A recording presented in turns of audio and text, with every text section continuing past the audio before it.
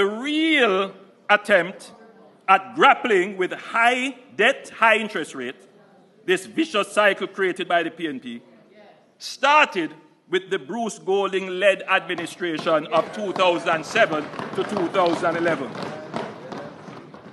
Indeed, we fathered the deep structural reforms needed to break the PNP-created debt crisis. The debt inherited from the PNP had reached unsustainable levels, and it was under the leadership of Bruce Golding and Audley Shaw Manayard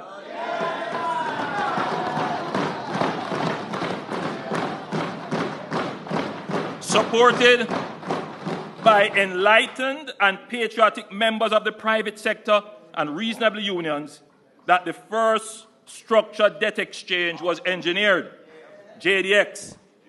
This pulled Jamaica from the brink of another financial collapse by successfully reducing Jamaica's interest costs, extending debt maturity, improving debt sustainability, and giving the country the credibility to approach the IMF. We put in place the fiscal responsibility framework, which enhanced transparency, accountability, and reporting on public finances and placed limits on the fiscal deficit. This was the basis for the fiscal rule legislation and all the other reforms we have today.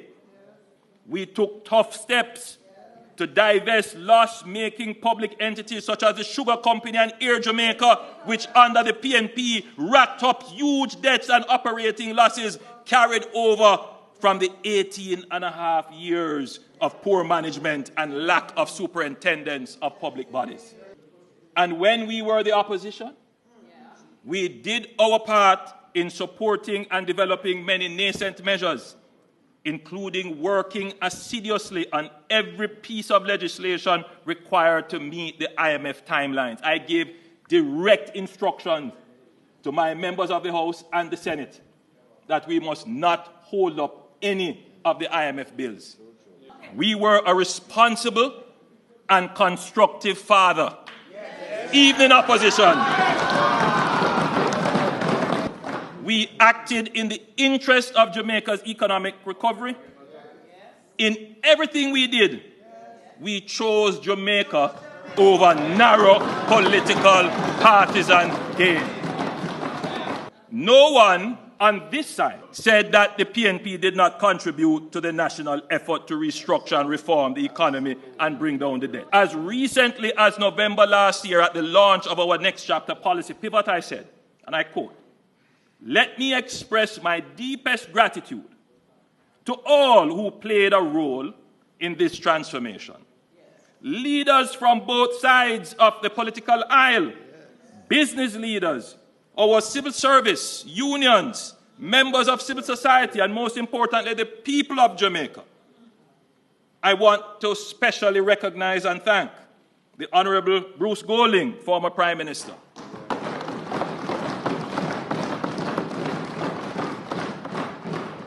the Most Honorable Portia Simpson Miller, former Prime Minister. There is a running joke between myself and the member from East Kingston and Port Royal. You know, he is her adopted first son, and I am her adopted and reclaimed second son.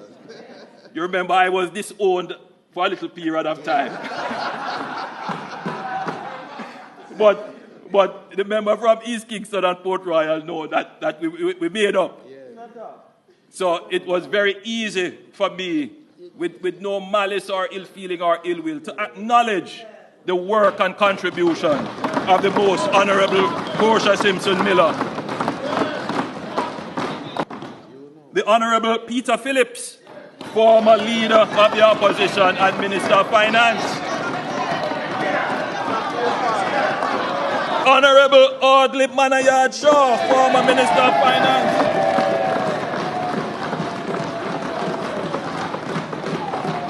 Nigel Clark, former Minister of Finance, Richard Biles, Governor of the Bank of Jamaica and former Chairman of the Economic Policy Oversight Committee, EPOC, Keith Duncan, who took over as Chairman of EPOC after Mr. Biles.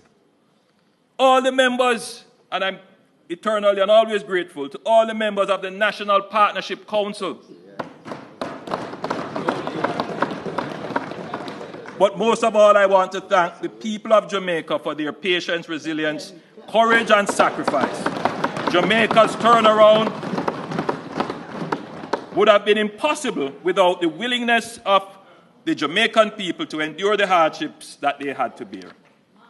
This is my public statement for the public record as to how we on this side characterize this period of economic recovery. So this falsehood and attempt at whitewashing history, this kind of revisionism, is unnecessary, indeed undignified.